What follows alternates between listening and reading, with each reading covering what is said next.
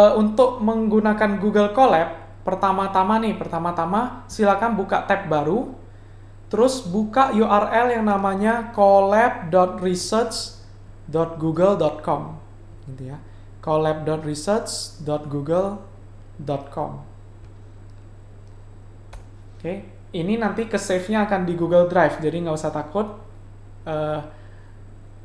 Contohnya di sini Wira bahkan udah ada ini transfer learning with PyTorch gitu ya. Buat new notebook.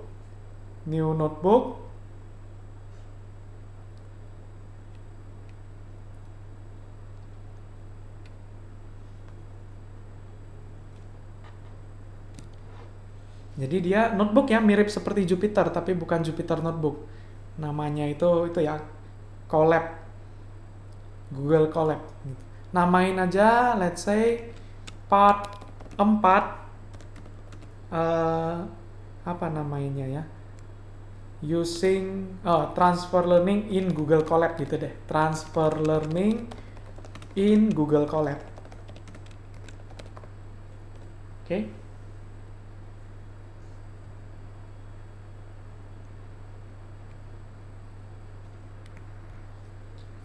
Oke, kalau udah, satu hal yang perlu Wira sampaikan di sini adalah Google Colab ini dia itu seperti sebuah komputer terpisah ya. Jadi istilahnya adalah instance gitu. Jadi kita kayak ngepakai komputernya Google gitu. Instance. Nah, jadi ini laptop Wira di sini, laptop gambarnya kayak gini gitu ya. Laptop di sini di Google kayak gini ya Google. Google dia ada satu komputer yang nyala terus gitu ya untuk ngejalanin Google Colab kita gitu, istilahnya sebuah instance gitu, sehingga kalau datasetnya ada di laptop Wira, datasetnya itu harus Wira upload dulu ke instance ini gitu ya, dataset gitu.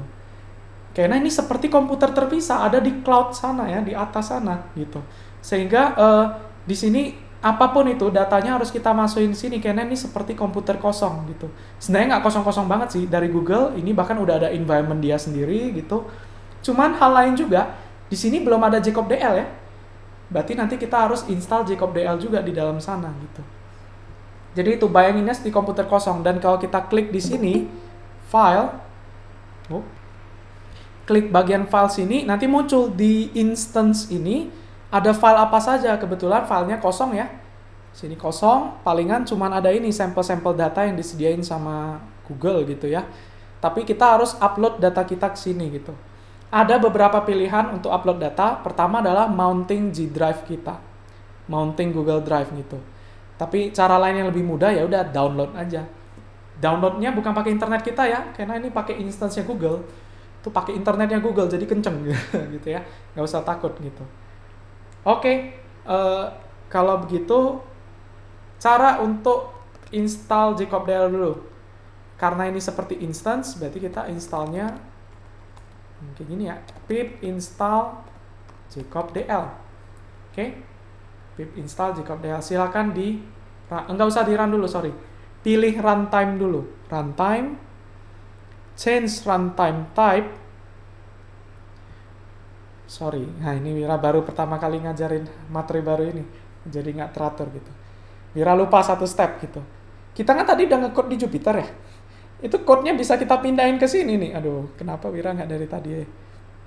Upload notebook. Sorry, Wira lupa satu step ini. Kita bisa pilih dari file kita, upload. Kita upload aja tuh file yang tadi kita udah ketik itu.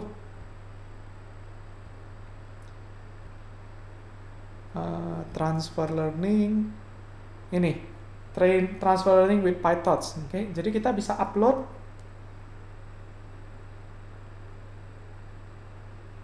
Oke, nunggu dulu. Nanti otomatis semua code yang udah kita ketik dibawa ke Google Colab gitu. Kebetulan karena Wira memang lebih nyaman pakai Jupyter, makanya Wira nggak suka pakai Google autocomplete-nya nggak nyaman bagi Wira. Oke. Nah, di sini code-nya udah ada semua nih, tapi kita tentunya ada tambahan ya. Tambahan tadi adalah kita harus install pip install JCOB-DL. Oke. pilih runtime dulu. Runtime itu maksudnya mau pakai device apa, CPU kah atau GPU, environment-nya juga gitu. Kebetulan kalau offline iya bisa pakai environment kita, tapi ini kita pakai environment-nya Google ya. Environment-nya Google, artinya nggak ada JCOB-DL, kita harus install JCOB-DL. Accelerator, kita bisa pakai GPU atau Tensor Processing Unit, TPU. Kita pakai GPU ya. Gitu. Karena kalau PyTorch mau pakai TPU, itu agak beda dikit. Karena TPU itu produknya Google, dia sengaja untuk dipakai di TensorFlow.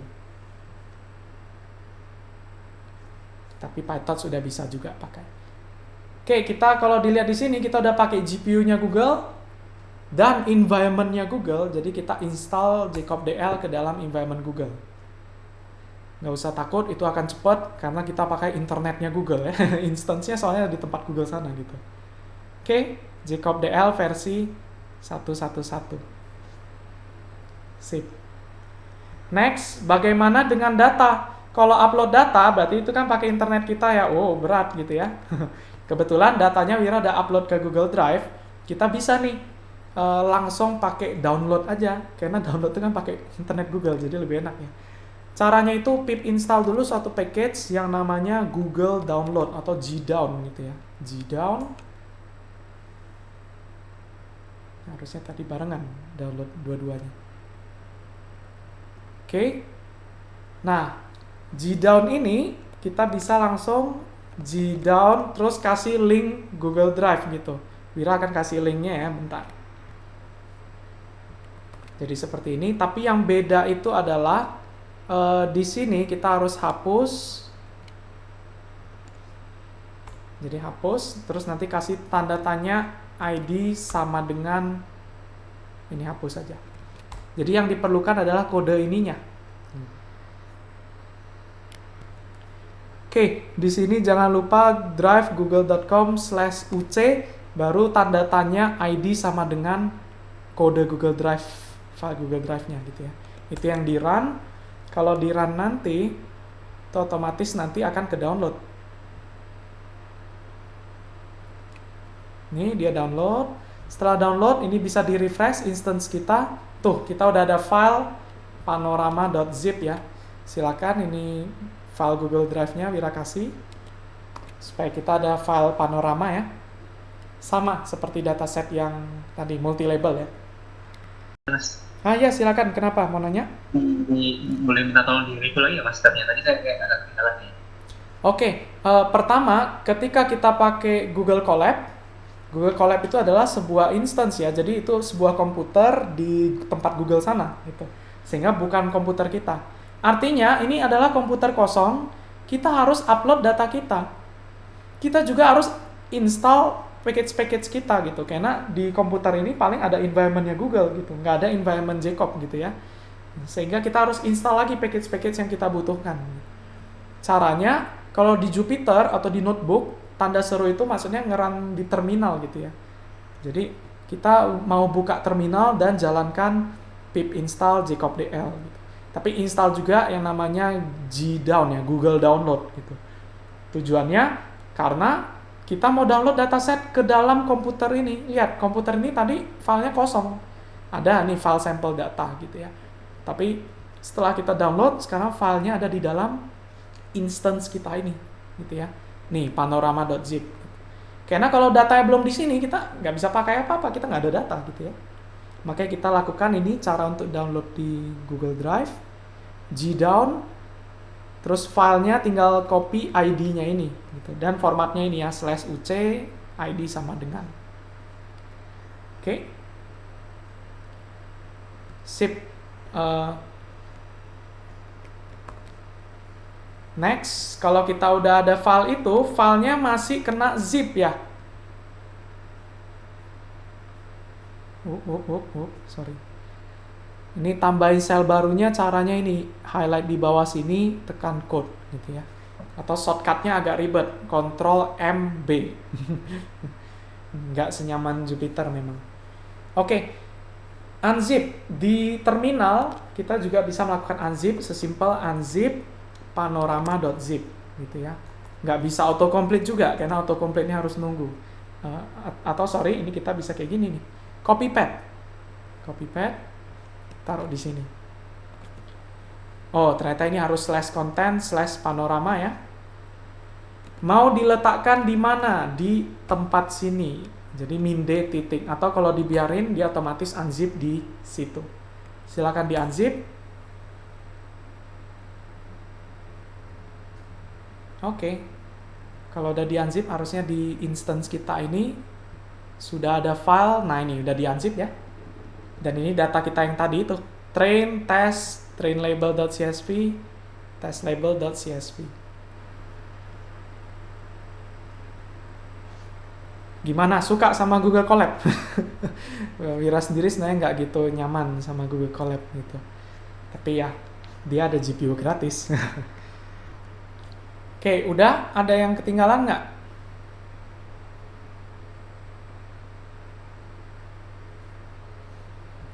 Udah ya? Kalau udah deh. Ini data kita udah ada, code kita udah lengkap, tinggal di run aja. Coba run dan cek ya, harusnya ini nanti dia CUDA GPU. Nih, device type CUDA. Akhirnya teman-teman yang sama ini belum pernah lihat ada CUDA, layarnya ini muncul ya. Gitu. Dataset sama, tinggal di run. Run aja. Ini sebenarnya nggak perlu, karena ini cuma contoh. Tapi yang penting ini ya, arsitektur dan config. Setelah arsitektur dan config, training. Udah deh, training kita. Gitu.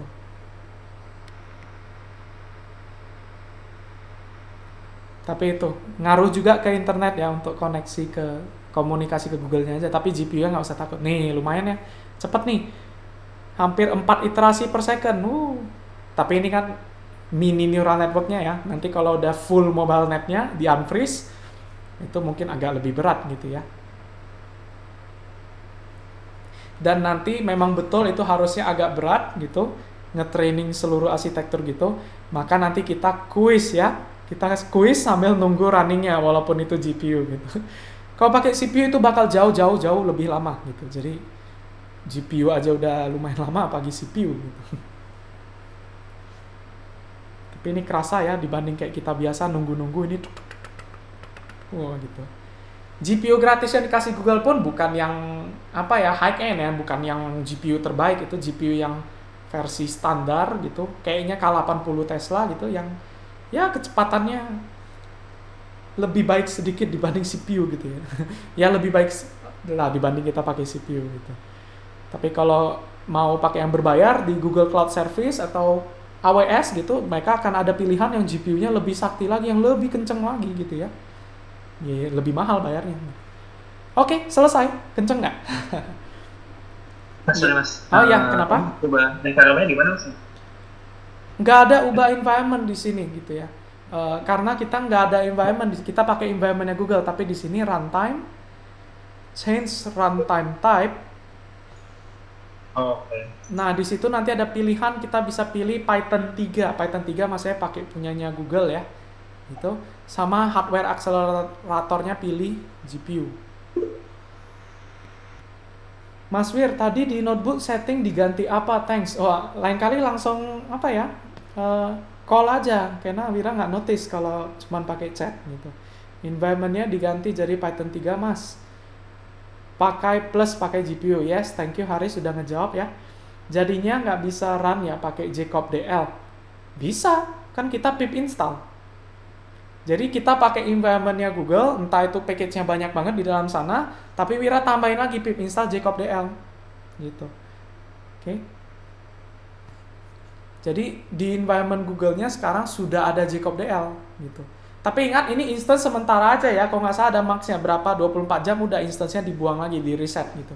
Jadi data ini hilang, model kita hilang, apapun yang sudah kita install hilang gitu. Makanya kita ini namanya gratisan gitu ya. Ini kita simpan aja di code-nya. Jadi tiap kali code ini jalan kita install ulang, download file, unzip gitu. Nah, ya itu instance gitu. Kecuali kalau server kita sendiri kita bayar, ya udah selama kita nggak delete itu akan diam di server kita gitu. Oke, ada lagi yang bingung mengenai Google Colab Stuff atau ini cloud? Mas Fir paling mau nanya sih. Ya, silakan. Ini yang while through di phase 1, itu aku dapet errornya kuda out of memory. Hah? Ya, Wah, Google-nya nggak muat memorinya. Atau eh, ini tadi batch size-nya berapa? Jangan terlalu gede. nggak ada yang apa sih? Apa nih di mana tadi? Batch Oh, size-nya di dataset data loader. Batch size-nya mungkin 64 atau 128 mungkin masih muat Google gitu ya. Di sini sebenarnya masih muat banget. Nih RAM Wira aja baru kepake dikit sekali gitu ya. sama. Disiapin 68 giga. Wow. Oh, bukan itu disk. RAM-nya 12 giga, lumayan juga. 13 giga. Kalau reset run all ngaruh nggak? Iya, ya boleh. Ini aja runtime-nya di restart run all. Oke. Tapi sebenarnya kalau run all nanti ke run yang fase 2 juga, padahal nanti nggak apa-apa. Toh nanti kita sama-sama. Oke, kalau Oke. yang lain ada ketemu masalah kayak Vito nggak?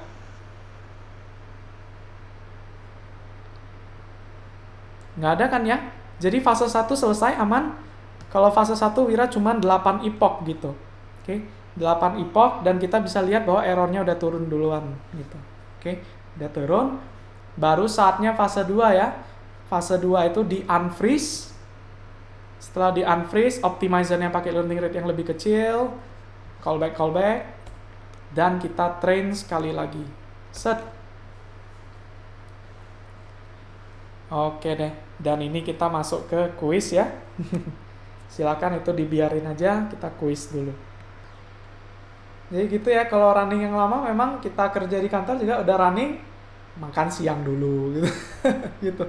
Ya, supaya atau pas lagi running sambil belajar yang lain gitu. Atau kalau running di server cepet ya berarti nungguin gitu. Oke. Oke, siapa lagi yang belum join? Ayo. Oke, kita start ya.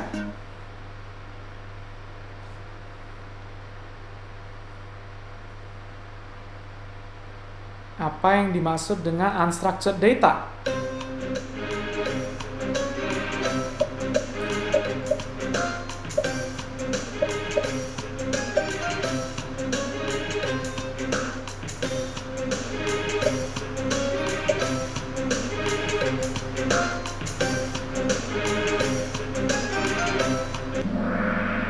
Nah, jawabannya benar semua ya. Data yang tidak tabular. Unstructured data nggak harus image, nggak harus teks. Yang penting selama dia tidak tabular, tidak terstruktur, maka kita sebutnya unstructured data ya. Oke, good. Benar semua. Wih, Vito. Next, go.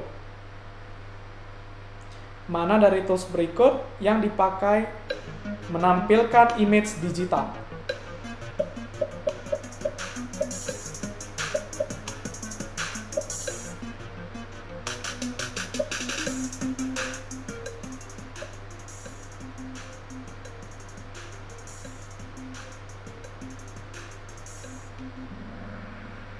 Oh, ada satu orang salah. Scikit-learn nggak bisa nampilin image ya. Nah, tapi yang bisa nampilin image ada Matplotlib, ada Pillow gitu. Ingat .emso kan ya? Image.emso kalau Matplotlib. Kalau Pillow langsung open aja. Ada OpenCV pas alumni gathering kemarin, itu juga bisa ya untuk menampilkan image. Oke, hati-hati ya yang salah. Wow, oke. Next. Mana yang merupakan salah satu teknik untuk encode sebuah kalimat?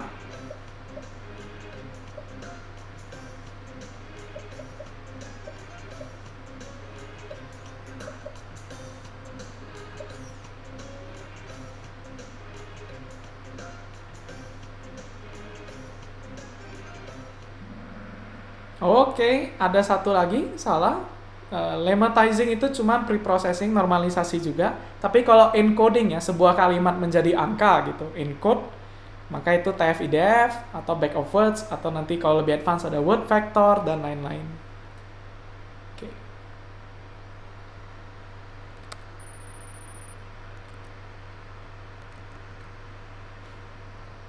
Sorry, bentar ya. Oh, mantap Mas Denny ya. Next.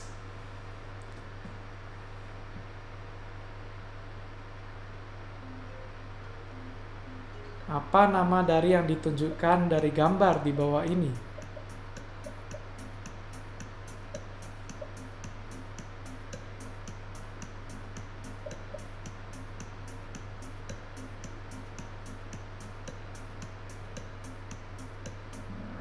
Ah, ini kayaknya ada yang nggak serius. Jawab pilihan pertama melulu ya gitu.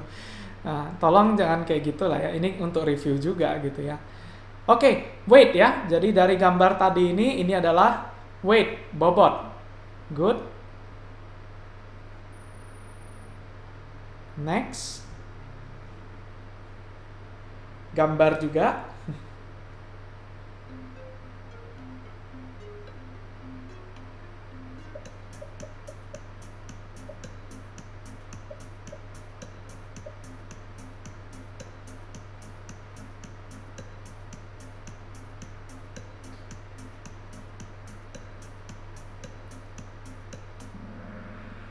Oke, wah 11 orang doang yang jawab gitu. Ya itu hidden layer ya, tapi ingat hidden layer 1, hidden layer 2 gitu. Input layer, output layer. Oke. Sip, Mira lihat mostly majority sudah paham ya dengan materi-materi yang Wira ajarin. Tapi Wira masih harus banyak belajar, masih banyak yang ada yang salah-salah gitu ya. Oke, apa nama dari fungsi aktivasi ini?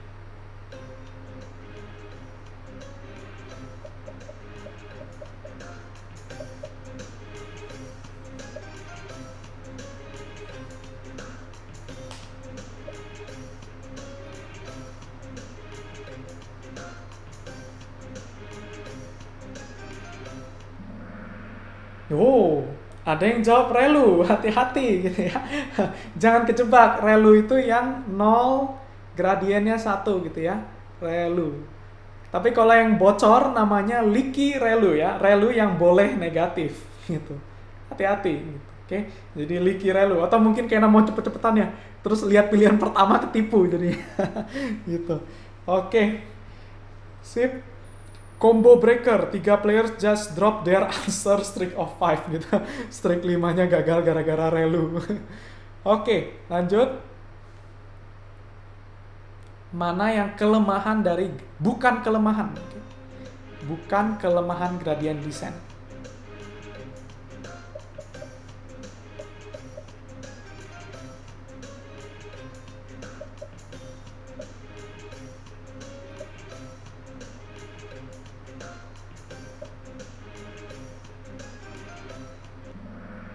Oke, good. Ada yang miss ya, bilang lokal minima. Gradient descent mah kelemahannya lokal minima justru. Sering kejebak di lokal minima ya, gitu. Plateau juga. Plateau itu kan dataran yang datar ya, kalau masih ingat. Yang kayak gini.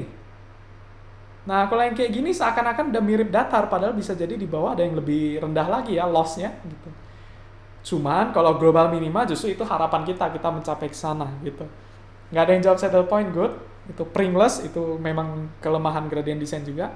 Tapi ingat, kita nggak sepenuhnya mau global minima ya, maybe itu bahkan overfit. Jadi sebenarnya kita lokal minima pun nggak masalah, asalkan lokal minima yang lebih bawah-bawah aja ya, jangan yang kejebak di atas-atas gitu. Oke, global minima. Tapi kalau bisa nemu global minima nggak tahu ya, mustahil menurut Wira, hampir mustahil dengan weight yang sebanyak itu. Oke, lagi pula kita in the end regularization ya, kita nggak akan nemu global minima juga gitu. Sip, good. Wah, Febrian 7 streak ya, 7 correct answer, good job. Next.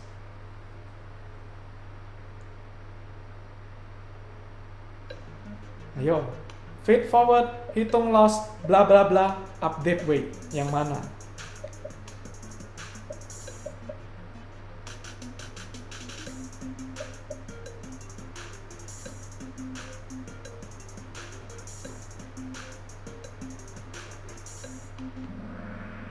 Oke, jawabannya back propagation ya, back propagation, bukan feed propagation gitu.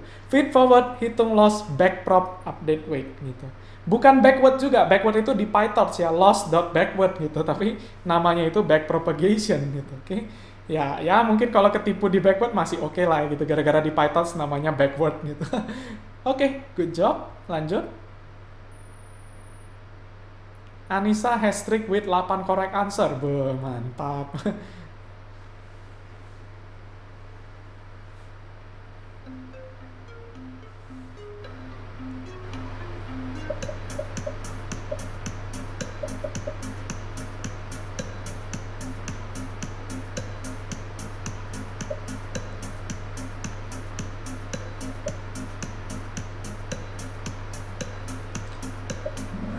Oke, jadi dari gambar ini nih ngomongin drop out kan ya, yang ditemukan Pak Geoffrey Hinton. Oke, yes drop out, tapi ada yang jawab linear. Enggak, linear tuh kombinasi linear ya. Ya, oke deh, ini ada kombinasi linear sih, tapi ilustrasi ini lagi ngomongin drop out ya, yaitu berapa persen probability masing-masing neuron ini ada chance dia diabaikan dulu di iterasi itu.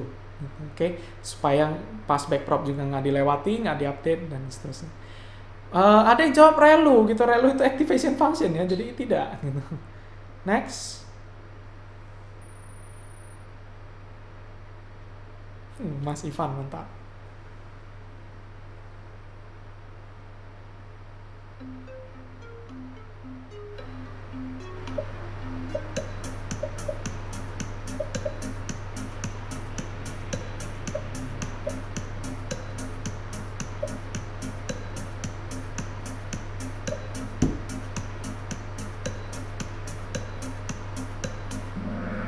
Oke, kalau multi-label classification, ujungnya sigmoid, maka temannya adalah BCE ya, binary cross entropy, BCE loss. Nggak multi-label pun, misalkan binary, yaitu 01 gitu, asalkan dia sigmoid, maka loss-nya kita pakai BCE loss, binary cross entropy gitu ya. Jadi ada yang miss, jawab cross entropy loss, itu untuk multi-class ya, multi-class. NLL loss juga multi-class dengan catatan layer terakhir arsitektur kita adalah log softmax ya. Jadi hati-hati gitu. Log softmax. Gitu. Kalau nggak ada log softmax pakai ini. Tapi yang benar adalah BCE ya, binary cross entropy. Anissa 10 strict, mantap. Oh, Mas Ivan turun skornya. Lanjut.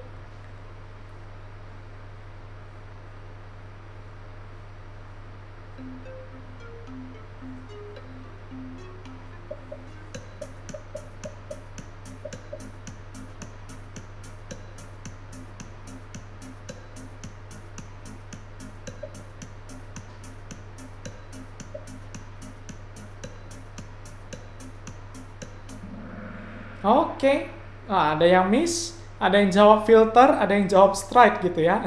Ini kan gambar ngomongin padding gitu ya, zero padding gitu. Oke, kalau stride mungkin Wira gambar ini akan ada petak merah, terus ada tanda panah geser ke kanan gitu.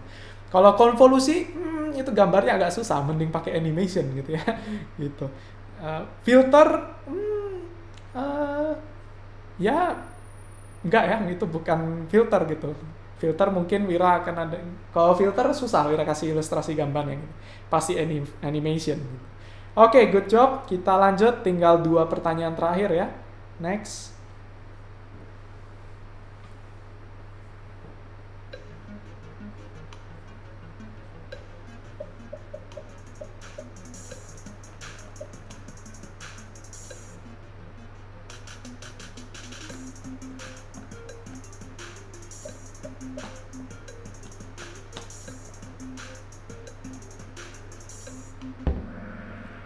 Oke, good. PyTorch itu untuk deep learning ya, framework deep learning. Tapi kalau spesifik untuk tools-tools data pipeline, pipeline yang untuk data image gitu ya, itu adalah Torch Vision. Walaupun ini juga under PyTorch sih. Gitu. Ada yang jawab scikit-learn gitu. Sebenarnya ada, tapi namanya adalah scikit-image ya. Scikit-image. Jadi bukan scikit-learn, cuman under satu grup yang sama, grupnya scikit-learn ya, gitu. Oke, jadi itu. In this case spesifik Wira mau bahas Torch Vision. Next, pertanyaan terakhir berarti ya. Siap-siap. Wah, ini penentu ini ya. Mas Ivan, Anissa, Mas Febrian, Mas Denny sama Mas Nino. Oh, Mas Nino jauh. Yuk.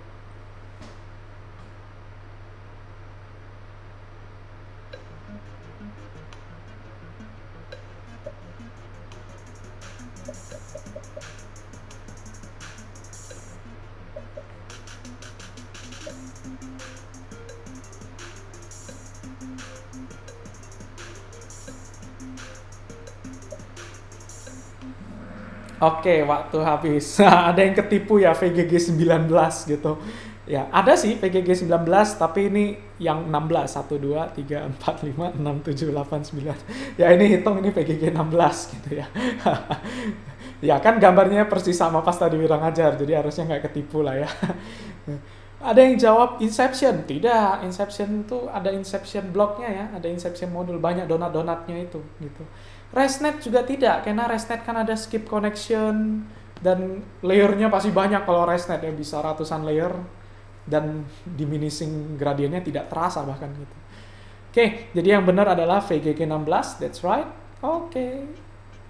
Podium. Nah, Febrian juara 3 ya, 11 out of 13. Anissa benar semua, dewa. Oh, lebay. Wah, tepuk tangan dulu semua untuk Mas Ivan ya. Mantap Mas Ivan. 13 out of 13 dan telak ya, beda 400 loh. Oke, good job banget. Again, ini bukan tentang juara atau siapa yang menang. Ini cuma supaya review ya. Review apa yang sudah kita pelajari beberapa pertemuan ini. Sambil sebenarnya nungguin running gitu ya. Runningnya udah kelar nggak ini? Oh, udah kelar. Oke. Sip, ini kita udah boleh tutup. Thank you ya semua yang udah join kuisnya. Kita tutup aja, kita balik lagi ke materi kita gitu. Sayangnya ini overfit sekali, apa ada something yang wrong? Atau mungkin memang datanya itu susah dan overfit. Cuman tetap ya, acuan kita adalah tes kena early stopping. Dan ini tesnya memang masih turun, sampai di sini memang udah nggak signifikan. Dan akhirnya kena early stopping gitu. Oke, it's okay, kita sanity check aja, sanity check, kita lihat hasilnya. Oh, cepet ya runningnya, gitu. Jadi yang bikin lambat kalau Google Colab mungkin internet kita gitu ya, untuk nerima respon dari Google Colab-nya doang gitu. Tapi compute-nya cepet. Enggak kok, ini model kita bagus, hijau semua nih. Kita coba lihat, kita ada prediksi yang merah. Di sini labelnya adalah dessert dan C. Sedangkan prediksi kita dessert. Malah menurut Wira ini labelnya yang salah gitu ya. Mana lah? Oh iya ini mungkin ya, ini kayak laut sih. Atau bayangan ini. Kayak ini mungkin karena agak membingungkan, mungkin mesin kita ketipu gitu. Atau yang label yang mungkin salah gitu ya. Bagaimana dengan ini?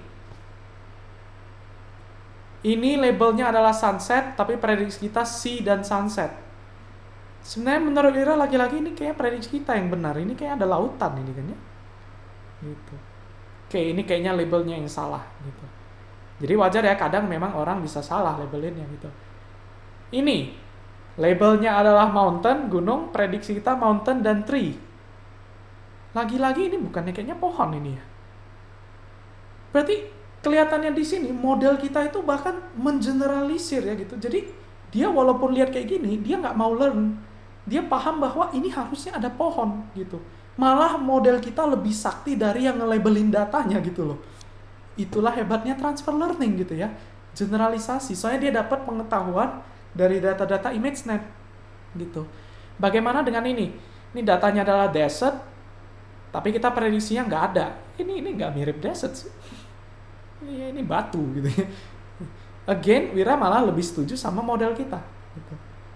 Ini juga desert dan trees. Oh, ini kita salah. Oke, kita bilangnya desert doang. Padahal betul, ini ada pohon walaupun kering gitu ya. Nggak ada daunnya gitu.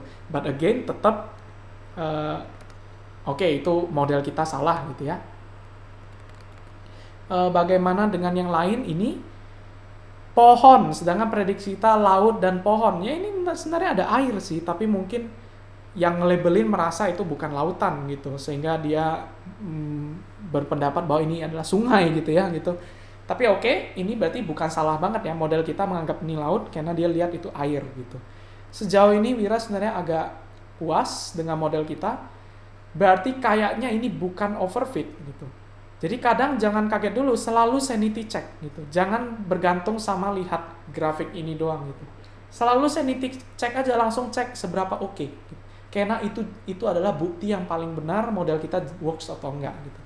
In this case sebenarnya model kita works, tapi di case tertentu model kita dianggap salah, dianggap loss, padahal model kita benar gitu ya. Padahal labelnya menurut Wira yang nge-labelin yang salah gitu. Oke deh, good. Itulah cara kita pakai Google Colab ya untuk melakukan training. Wira biasa nge-code dulu di Jupyter, baru di-upload aja ke Google Colab, baru di-run Google Colab gitu. Save modelnya, jadi ke save pun di instance ini ya, kita bisa lihat bahwa di sini ada folder model seperti biasa, tapi masih di dalam instance ini. Kita harus save ke laptop kita atau komputer kita ya. Caranya kita zip aja dulu, zip, ini di copy aja, copy pad. Kalau zip itu perlu tambahin -r, maksudnya beserta file-file di dalam foldernya ikut di zip. Namanya Wira mau namain model.zip, dan yang mau di zip adalah ini semua. Oke. Otomatis nanti di instance kita harusnya sudah ada nih model.zip, dan ini silakan di download gitu ya. Downloadnya tinggal right click, download. Nanti dapat deh modelnya di laptop kita. Ini gede nggak sih kalau nggak Wira mau download? 16 mega, boleh deh Wira download. Oke, itu dia ya cara pakainya gitu. Kalau mau download notebooknya, tinggal file download.ipynb. Oke, download IPy notebook. Soalnya Jupyter project sebelumnya namanya IPython, makanya IPy notebook ya. Oke deh, udah ke download. Kalau udah ke download, tinggal pindahin aja ke folder kerja kita ya. Silakan di sini, silakan Google Colab-nya ditutup. Atau kalau yang mau baik sama Google, ini runtime-nya boleh dimatiin gitu ya. Runtime, di sini ada pilihan harusnya bisa dimatiin gitu. Atau mungkin Google nanti matiin sendiri gitu. Ini ada manage session juga. Nah ini bisa dimatiin ya, terminate gitu. Ingat, tapi kalau terminate, hilang semua ya, komputernya itu udah dianggap bukan, instansinya udah dicabut gitu, file-filenya akan dihilangkan, semua yang diinstal akan hilang gitu. Jadi kalau buka baru, ya jalanin lagi, install lagi, dan lain-lain gitu. Oke. Nah, kalau yang mau baik, silakan itu di terminate ya. Ini Wira tutup. Terus kita pindahin dulu, Wira akan pindahin sebentar ke folder ini ya, supaya rapi, terdokumentasi. Oke. Ini dia jadinya Wira udah nge-save ya code Google Colab tadi, modelnya di-download gitu. Sama di sini kita lanjut ke part 5, materi terakhir kita sebelum kita tutup kelasnya. Ini part 4 nih ya, code-nya semua, jadi tapi nggak usah di-run di sini gitu ya, jangan di-run di sini, run-nya di Google Colab gitu. Lagi pula itu ke-save di Google Drive ya, Google Colab tadi kalau kita save, jadi ada di Google Drive masing-masing gitu. Kalau buka colab.research.google tadi, colab.google.research.com, nanti muncul lagi filenya. Instance-nya itu paling perlu di-run ulang aja. Oke, hal yang mau Wira sampaikan di sini adalah Wira kasih sedikit perbandingan ya, benchmark antara model yang CNN biasa versus arsitektur yang udah populer, bukan populer tapi transfer learning ya. Di sini dengan data yang sama tadi Wira, kebetulan Wira pakai ResNet 18. Ini arsitekturnya sangat basic ya, ResNet 18, nggak deep gitu. Kalau kita pakai CNN, ini training, 30-an epoch, hampir 40 epoch, terus biar fair, oke deh CNN-nya kita fine tuning juga. Mungkin teman-teman bilang, nggak fair dong, transfer learning kan ada fine tuning gitu. Oke, CNN-nya kita fine tuning juga, bener, errornya, loss-nya turun loh gitu. Jadi materi-materi sebelum ini sebenarnya boleh teman-teman fine tuning juga. FashionNet yang kemarin gitu, karena fine tuning mengecilkan learning rate, itu bisa dapat lembah-lembah yang lebih kecil, sehingga nanti loss-nya bisa turun gitu ya. Jadi ini di CNN pun sebenarnya fine tuning ada efeknya, dan berhenti di sini. Kalau kita pakai transfer learning, in this case Wira pakai ResNet 18, gila dah gitu. Ini loss-nya itu langsung terjun, padahal ini baru fase adaptasi ya, fase mini neural network tadi, fully connected layer ya. Ini udah di bawah bahkan CNN yang di fine tuning. Sudah lebih baik dibanding CNN yang di fine tuning gitu. Oke. Dan bahkan tesnya jauh di bawah trainnya gitu. Walaupun Wira udah pernah cerita tes biasa lebih baik, gara-gara kan tes dihitung setelah learning kan ya. Tapi ini signifikan gitu ya, lumayan gitu. Mulutnya terbuka lebar gitu. Kemudian fine tuning lebih rendah lagi gitu. Jadi telak banget. Transfer learning telak mengalahkan CNN biasa gitu. Atau mungkin CNN Wira yang kurang deep gitu ya. But again, kalau sekalian CNN yang mau deep, kenapa kita nggak langsung pakai CNN yang populer aja? Kenapa kita nggak langsung pakai transfer learning aja? Atau transfer learning enak, kita pakai model orang, modelnya di-train dengan data yang sangat bagus, kualitasnya, data yang raksasa, dan bahkan kita train cuman mini neural network, itu udah langsung jebret gitu, udah menang lawan CNN biasa gitu ya. Belum lagi nanti fine tuning. Nah ini yang Wira cerita ya, fine tuning ini yang bikin skor dari 90% lompat sampai 98%. Sesuatu yang kecil ini gitu. Oke, jadi selalu harus lakukan fine tuning ya kalau mau modelnya bagus gitu. Nah inilah contoh ya, ini sedikit gambaran benchmark kalau pakai CNN biasa versus transfer learning gitu. Jadi zaman sekarang sih kalau deep learning kita sukanya langsung pakai transfer learning, pakai model orang gitu ya. Dan di sini tadi Wira juga ada cerita, ternyata model kita berhasil nemuin banyak data yang mislabeled gitu ya. Ini desert sama sunset. Apaan sunset? Ini bulan kayaknya gitu ya, nggak tahu gitu. Tapi data kita bilang desert gitu. Ini ada lautannya, tapi di datasetnya bilang nggak ada lautan, padahal model kita bilang yes gitu. Jadi yang Wira kumpulin di sini adalah yang menurut Wira model kita benar, tapi yang nge-label yang salah gitu ya. Contoh ini kan jelas-jelas ada gunungnya ini. Tapi yang nge-label tulis cuma lautan, sea. Model kita bilang gunung dan sea. That's amazing, model kita mengalahkan manusia gitu ya. Atau ini mungkin karena manusianya mahasiswa yang dibayar gitu ya untuk nge-labelin data, males-males gitu gitu. Nggak tahu juga, Wira nggak bisa cerita gitu. Oke, ini sunset doang, padahal ini jelas-jelas ada pohon. Dan model kita menyatakan ini sunset dan ada pohon gitu. Amazing, transfer learning itu luar biasa gitu ya. Oke deh, ini sebagai materi penutup mengenai transfer learning ya, ini sebuah teknik yang sudah sangat advance gitu, jadi teman-teman patut berbangga kalau sudah mempelajari sampai level ini gitu. Karena teman-teman bisa melakukan image recognition dengan performa yang luar biasa gitu ya. Akurasi yang lumayan banget gitu. Inilah transfer learning. Jadi jarang banget orang udah ngebangun arsitektur yang custom, arsitektur buatan sendiri. Zaman sekarang orang pasti lebih prefer pakai transfer learning. Pakai arsitektur yang sudah terbukti berhasil di dataset yang begitu raksasa gitu. Dibanding kita coba-coba nggak berhasil gitu ya. Kecuali kalau tujuannya riset, yes, kita akan coba-coba arsitektur baru, ide-ide baru gitu. Dan itu dimudahkan pakai PyTorch. Oke, sampai sini ada yang mau ditanyakan?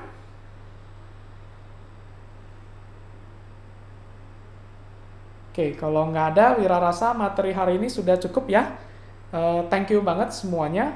Wira tutup kelasnya. Kita ketemu lagi besok untuk bahas algoritma deep learning yang satunya yang namanya recurrent neural network. Oh ya, sorry, Wira mau singgung satu sedikit. Kalau teman-teman mau ngerjain object detection, yang beda itu nanti di mana? Ini mumpung kita masih di materi CNN ya, Wira singgung dikit. CNN itu kan biasa kita CNN terus masukkan ke fully connected gitu ya. Fully connected. Baru prediksi entah itu cat, fish, dog gitu ya. Sekarang kalau teman-teman prediksinya adalah 4 angka numerik. Jadi bukan kategorik ya, numerik. Artinya kita regresi gitu. Regresi 4 angka. 4 angkanya bisa X, Y, W, H gitu ya. Ini jadi object detection gitu. Karena kalau ada image, kita jadinya ada X, Y, di sini misalkan W, H, set gitu ya. Jadi CNN ini bisa dipakai untuk object detection dan teman-teman kalau mau coba boleh silakan. Tapi tentunya sama seperti kompetisi tadi ya, CNN pun udah nggak dipakai karena orang lebih pakai ke arsitektur CNN yang lebih populer gitu.